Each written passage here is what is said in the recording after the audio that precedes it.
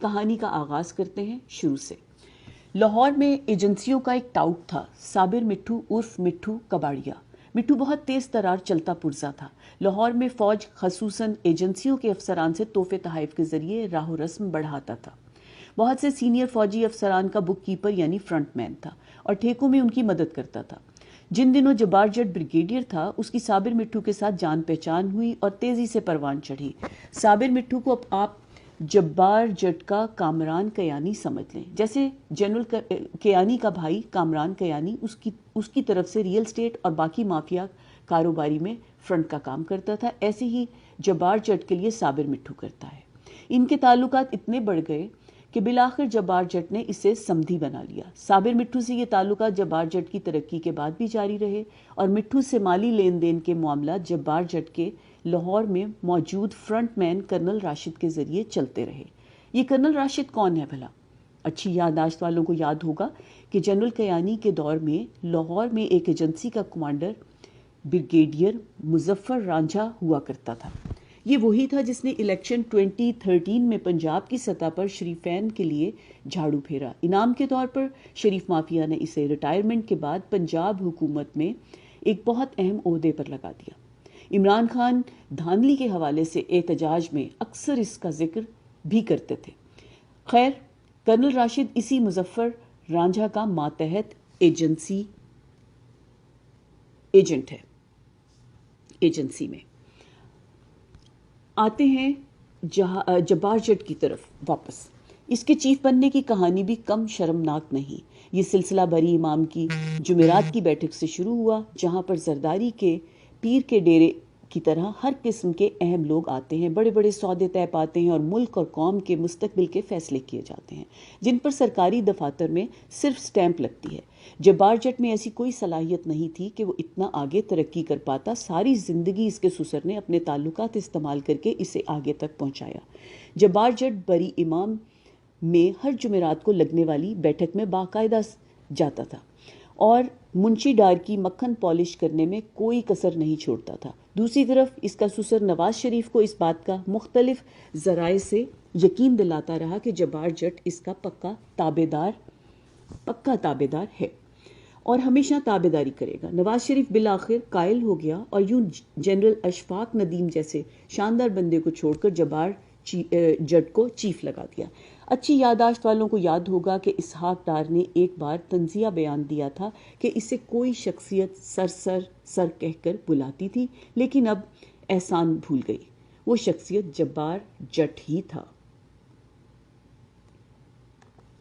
اس پورے معاملے میں جبار جٹ کی سب سیٹنگ ٹھیک تھی، لیکن ڈان لیگز پر فوج کے اندر جونیئر افسران کے شدید رد عمل نے معاملہ بگاڑ دیا۔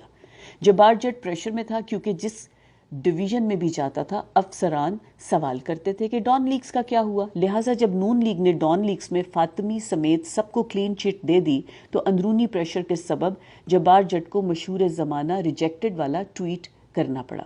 ٹویٹ کے فوری بعد جبار جٹ کا سسر ڈیمیج کنٹرول کے لیے متحرک ہوا اور صلح صفائی کروائی، جس کے بعد ریجیکٹڈ والا ٹویٹ واپس لیا گیا اور پورے ادارے کو شرمندہ ہونا پڑا۔ یہ وہ دور تھا جب پاناما کیس چل رہا تھا۔ عمران خان کا بڑھتا ہوا عوامی پریشر اور فوج کے اندر ڈان لیگز پر شدید غصہ نواز شریف کے نکلنے پر ہی ٹھنڈا ہونا تھا، لیکن جبار جٹ نے یہ ضرور یقینی بنایا کہ نواز شریف کے خلاف فیصلہ کمزور دیا جائے تاکہ اسے واپس لانے کی ضرورت پڑے تو راستہ کھلا رہے۔ یہاں پر ایک اور بات کا ذکر بھی ہونا چاہیے۔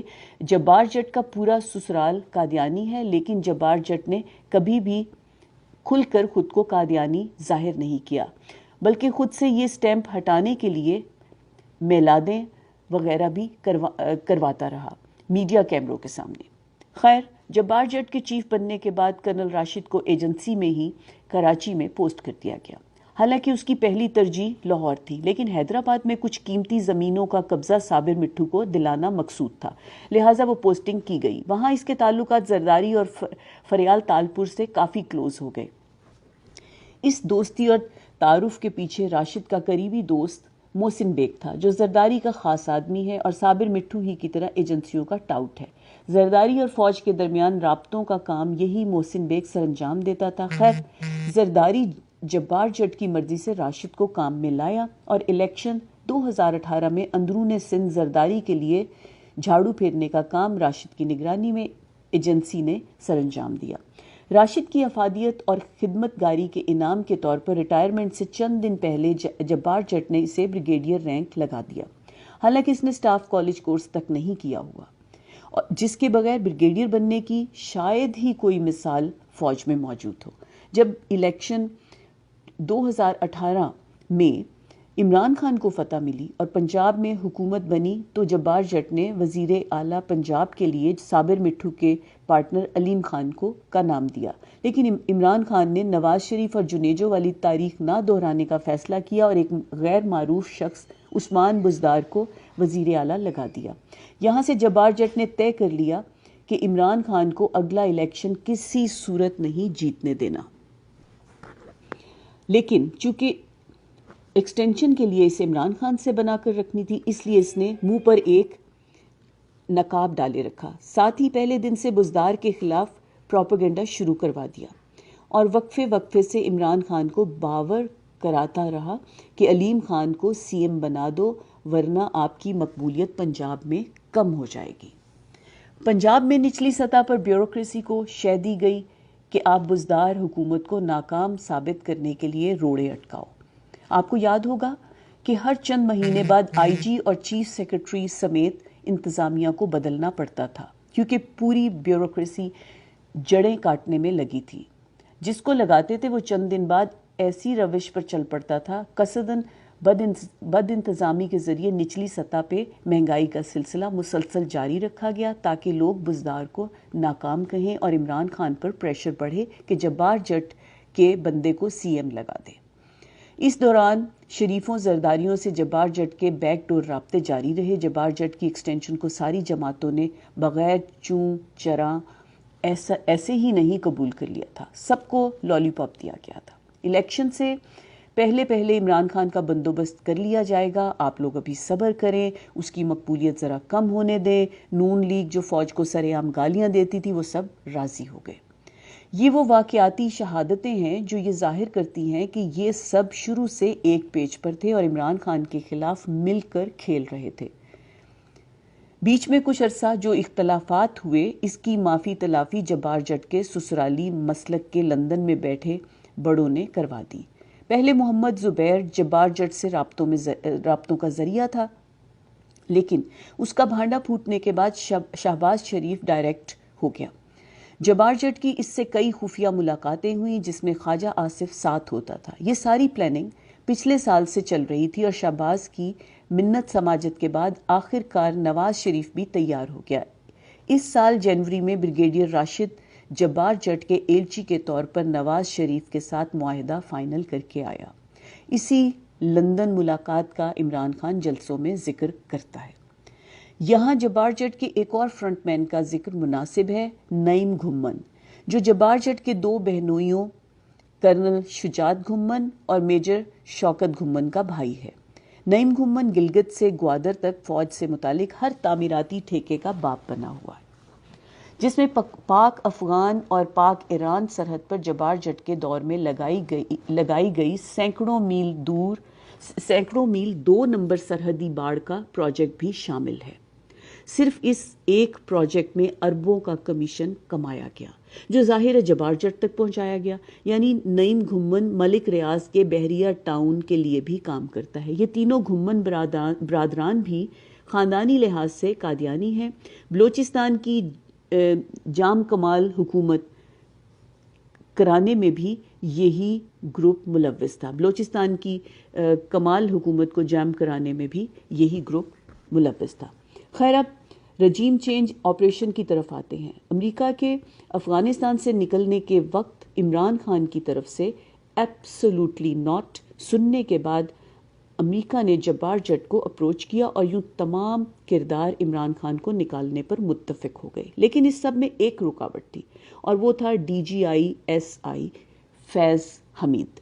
عمران خان پر وار کرنے سے قبل فیض حمید کا بندوبست کرنا بھی ضروری تھا، اس لیے اکتوبر میں اچانک وزیر اعظم کی منظوری کے بغیر اس کی پشاور پوسٹنگ کر دی گئی۔ فیض حمید کے بیچ سے نکلنے کے بعد سازش کا راستہ صاف ہو گیا۔ اس دوران امریکی سفارتی اہلکاروں کی مختلف سیاسی پارٹیوں کے ممبران اسمبلی، خصوصاً تحریک انصاف کے ناراض ارکان سے رابطے بڑھنے لگے۔ جنوری میں نواز شریف سے فائنل معاہدہ ہونے کے بعد معاملات مزید تیزی آ گئی۔ اس دوران مٹھو، راشد، نعیم گھمن اور محسن بیگ کا گروپ مسلسل ایکٹیو رہا۔ عدم اعتماد سے پہلے محسن بیگ نجی محفلوں میں اس بات کا کئی مرتبہ ذکر کر چکا تھا کہ فیبروری مارچ آنے دو، عمران خان کو لگ پتہ جائے گا۔ فیض کے جانے کے بعد عمران خان کو اندازہ ہو چکا تھا کہ گیم ڈالی جا چکی ہے، لیکن وہ صاف نیت بندہ سمجھتا رہا کہ جبار جٹ اس حد تک نہیں گرے گا کہ ملک کے دشمنوں کو لا کر ڈائریکٹ تخت پر بٹھا دے۔ پھر امریکن سائفر آ گیا۔ یہ بات ثابت ہو گئی کہ یہ سب ایک چھتری کے نیچے لائے گئے ہیں۔ جبار جٹ ہی وہ کردار ہے جس نے سائفر کو خان سے چھپانے کی کوشش کی، کیونکہ امریکہ میں پاکستانی سفارت خانے میں تعینات ایجنسی کے افسر پہلے سے یہ خبردار کر چکے تھے کہ اسد مجید خان امریکن اہلکاروں کی دھمکیاں لفظ پہ لفظ کوٹ کر کے بھیجنے والا ہے، جس سے آپ کا پورا آپریشن مشکوک ہو سکتا ہے۔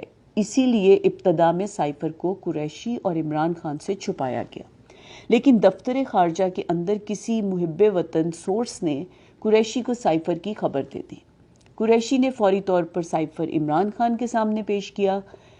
عمران خان نے جبار جٹ سے امریکہ کو فوری جواب دینے کی بات کی، تو اس نے دلاسا دیا کہ کچھ نہیں ہوگا، آپ تسلی رکھیں اور فی الحال اس بات کو اوپن نہ کریں۔ OIC کانفرنس ہونے دیں، پھر اس مسئلے کا حل نکالتے ہیں، ورنہ امریکہ مہمان ممالک پر پریشر ڈال کر شمولیت سے روک دے گا اور پاکستان کی بے عزتی ہوگی۔ جب OIC کانفرنس کے 2-3 دن گزرنے کے بعد بھی جبار جٹ آئیں بائیں شائیں کرتا رہا اور خان کو IB سے خبریں ملی کہ اتحادیوں اور ناراض گروپوں کی ساری سہولت کاری آپ پارہ سے ہو رہی ہے، تب خان نے کشتیاں جلانے کا فیصلہ کیا اور یوں عمران خان نے 27 مارچ کو اسلام آباد جلسے میں سائفر کا لفافہ پبلک میں لہرا دیا۔ اس کے بعد جو ہوا وہ تو سب پبلک جانتی ہے، وہ دہرانے کی ضرورت نہیں۔ کہانی کا نچوڑ یہ ہے کہ یہ صابر مٹھو، راشد، محسن بیگ، کامران کیانی، نعیم گھمن ٹائپ لوگ ہیں جو بڑے بڑے ناموں کے لیے اصل گندے کام کرتے ہیں۔ ایک پورا نیکسس ہے جس میں سیاستدان، بیوروکریٹ، فوجی ججز، بزنس ٹائکون اور قبضہ مافیا سب شامل ہیں۔ یہی مشترکہ مافیا ہے جس نے پاکستان کو دیوالیہ کر دیا۔ عمران خان اس پورے سسٹم کے لیے آؤٹ سائیڈر ہے، اس لیے اس سے کسی کی بھی نہیں بن سکی۔ ترین اور علیم جیسے چند لوگ جو اس کے ساتھ ملے تھے وہ بھی کام نہ نکلنے پر واپس اپنی اصل کی طرف لوٹ گئے۔ آگے کیا ہوگا اللہ ہی جانتا ہے، لیکن اتنا یقینی ہے کہ پاکستانی نظام کے حمام میں عمران خان کے علاوہ سب کردار ننگے ہو چکے ہیں۔ اس احسان کے بدلے قوم کو عمران خان کا ساتھ دے کر اپنے ملک کو جبار جٹوں سے حقیقی آزادی دلوانی چاہیے۔ خدا کامیاب کرے۔